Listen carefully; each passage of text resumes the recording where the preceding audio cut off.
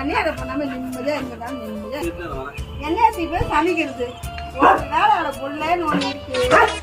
எழுதி அடிக்கிறாங்க அம்மா கூட வந்து எழுப்பு ஒண்ணு கிடையாது என்னவா சாப்பிட்டியா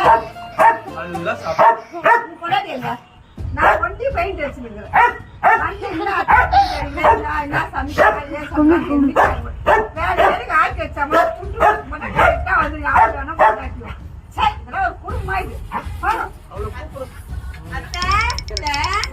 என்னம்மா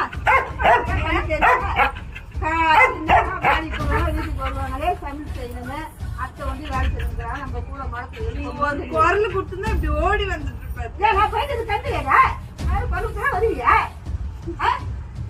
மூணு இடத்துல அவரே இருக்காரு அவருக்கு பாசுங்க